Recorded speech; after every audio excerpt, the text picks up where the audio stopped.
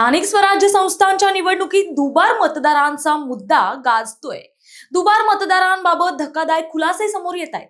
त्यामुळे दुबार मतदारांचा फुगा फुटण्यास सुरुवात झाली आहे। मतदार यादीमध्ये एकाच व्यक्तीचं नाव 103 वेळा लिहिल्याचं उघड झालंय, तर दुसरीकडे राजकीय पक्षातून आरोप प्रत्यारोपांचा खेळ मांडला गेलाय।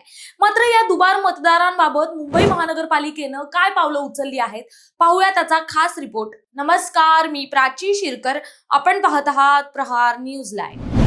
मुंबई महापालिकेच्या प्रारूप मतदार यादीत 1.3 कोटी मतदारांपैकी 11 लाखाहून अधिक दुबार नावं आढळली। राज्य निवडणूक आयोगाच्या डेटानुसार 4.33 लाख मतदारांची नावं ही 2 ते 103 वेळा मतदार यादीत आढळली। महापालिकेने ए विभागातील 400 दुबार मतदारांचा शोध मतदार यादीतील छायाचित्रांच्या आधारे घेतला। यात फक्त 18 दुबार मतदार आढळले। यापैकी 16 दुबार मतदार हे ए विभागातले, तर अन्य 2 इतर विभागातील होते। हे सर्व महानगरपालिका छायाचित्रांचा आधार घेत 10 डिसेंबर पर्यंत दुबार मतदारांचा शोध घेणार आहे। इतकंच नव्हे तर घरोघरी जाऊन परिशिष्ट 1 भरून घेतलं जाणार आहे। महानगरपालिकेकडे आतापर्यंत 5489 हरकती आल्यात। मात्र जुलै 1 नंतर 32,000 नावं घुसवण्यात आल्याचा आरोप ठाकरे गटानं केलाय।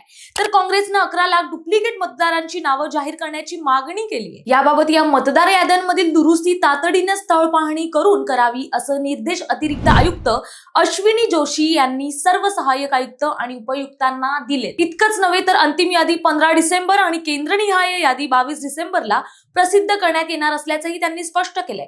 आगामी निवडणुकीसाठी मतदान केंद्रनिहाय मतदार यादी तयार करण्यात येणार आहे। तसंच 10 डिसेंबर पर्यंत मतदान केंद्रांच्या जागा निश्चित केल्या जाणार आहेत। विधानसभा निवडणुकीवेळी जिथे जिथे मतदान केंद्र होते तिथे ती असतील। त्याचबरोबर गृहनिर्माण सोसायट्यांमधील केंद्रही कायम राहतील, असंही जोशी यांनी स्पष्ट केलंय। या दुबार नावांचं जाळं निवडणुकीच्या भोवती पडलंय, त्यामुळे मुंबई महानगरपालिकेला पारदर्शक तपास करावा लागणार आहे, अन्यथा विश्वासार्हता धुळीस मिळू शकते। तेव्हा मुंबईकरांनो, हरकती नोंदवा, तपासणीला सहकार्य करा, आणि कारण तुमचं मत हे तुमचा अधिकार आहे। आता दुबार मतदारांचा फुगा फुटणार आहे, कारण महानगरपालिका करत असलेले सुधार हे सकारात्मक आहेत। तुम्हाला काय वाटतं हे आम्हाला कमेंट्स मध्ये नक्की कळवा, आणि अशाच नवनवीन व्हिडिओ पाहण्यासाठी प्रहार न्यूज लाईनला लाईक, शेअर आणि सबस्क्राईब करायला विसरू नका। धन्यवाद।